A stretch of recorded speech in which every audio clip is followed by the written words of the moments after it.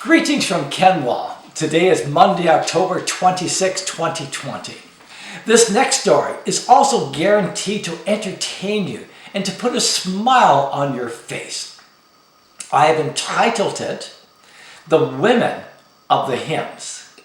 I want to tell you about three women who had a real tough time in life, but all three of them never let it get them down, and they accomplished great things for God. The first woman I'm going to tell you about is Charlotte Elliott. Once again, I bet none of you know who Charlotte Elliott was. But by the time I finish telling you about Charlotte, many of you will say, "Oh, I know that song, but I never knew it was by Charlotte Elliott." And when I am finished, you're going to say, "Wow, that's amazing. I never knew that." And in my mind, isn't it nice to be amazed sometimes in life? Now, Charlotte was born on March 18th, 1789 in Chapham, England. Unfortunately, at the age of 32, she came down with a severe illness that eventually left her an invalid for the rest of her life. Like many people who come down with a debilitating illness, she started feeling sorry for herself. I am sure this happens to almost everyone in these circumstances. I know I would feel that way. So what should she do? Should she simply sulk and feel sorry for herself for the rest of her life, or should she do something about it? She didn't have to feel sorry for herself very long, as her life dramatically changed when a Swiss evangelist named Cesar Millan came to dinner at her father's house. During the dinner conversation, Millan asked her a simple question. "Charlotte, are you at peace with God?" Charlotte did not like the question, and she immediately left the dinner table. Well, a short time later, she called on Millan at his house, and she apologized for the way she had acted. She told him that she did indeed want to become a Christian, but she wanted to cleanse her life first. Now here is what Millan said to her: "Come, just as you are." And she committed her life to Jesus Christ that very day.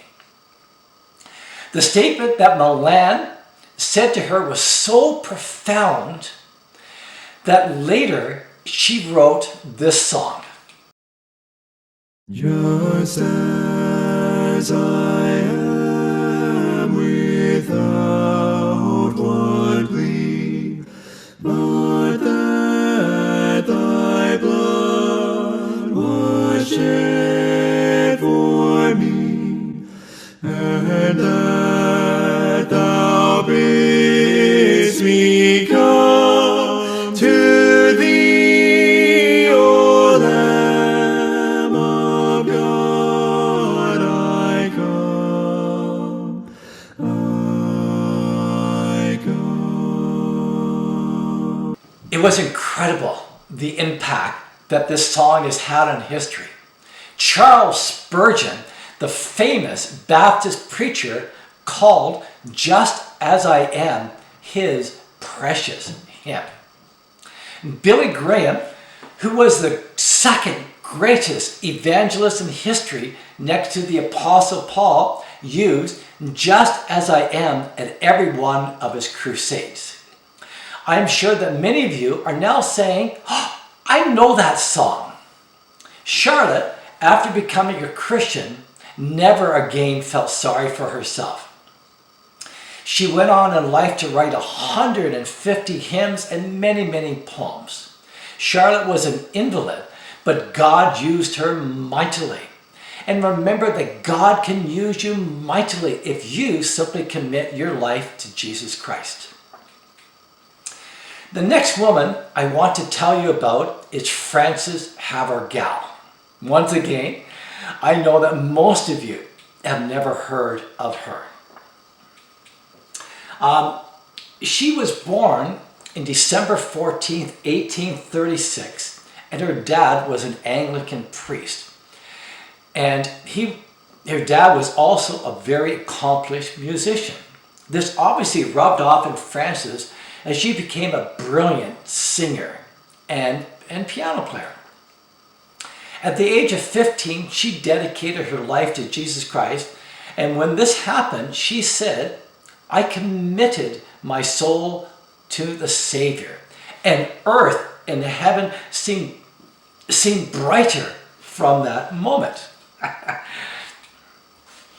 It was her wholehearted devotion to God that characterized everything that she said and did.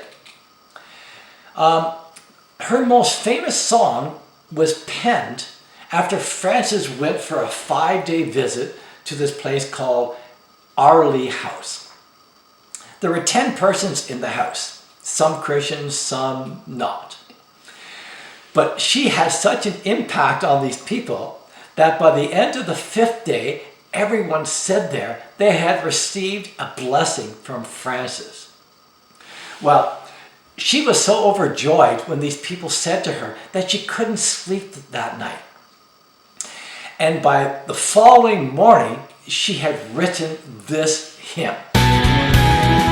Take my life and let it be consecrated, Lord, to Thee.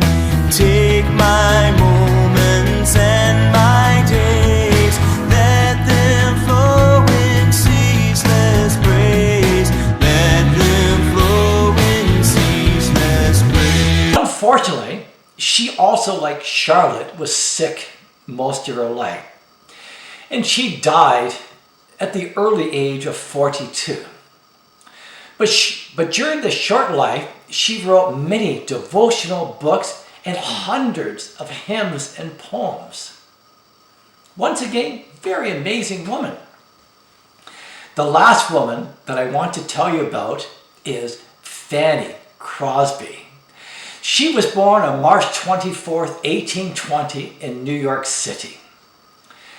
She had everything going against her. She was born into an extremely poor family, and she became blind as an infant. But in spite of being blind, she started at a young age writing poetry.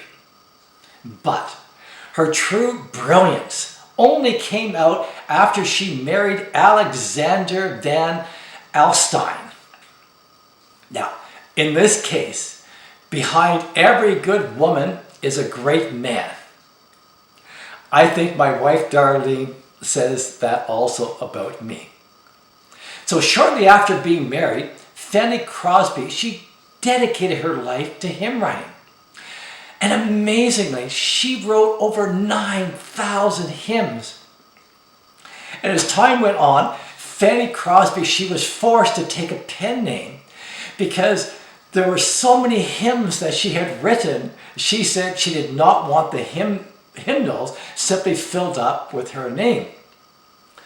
One minister said to Fanny, and I quote, "I think it is a great pity that the Master did not give you sight when he showered you with so many other gifts upon you."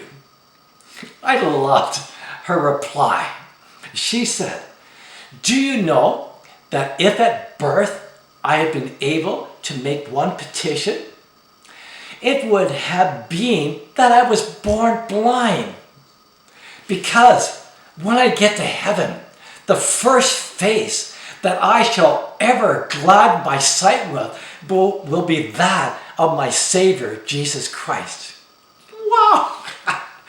I find that incredible. Now, here is my favorite hymn.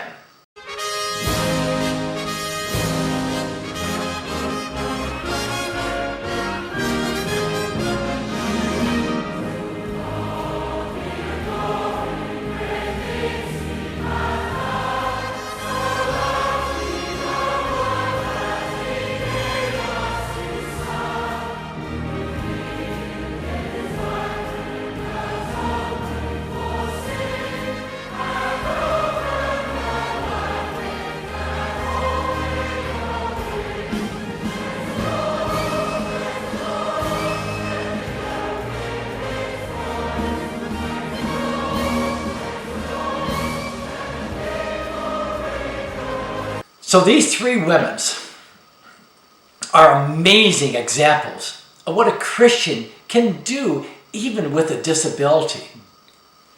I love what one of my former ministers said to me. He said, "Ken, many of the great saints from the past were sick or sickly people, and I don't feel so good myself. Until next time, may the good Lord be with you."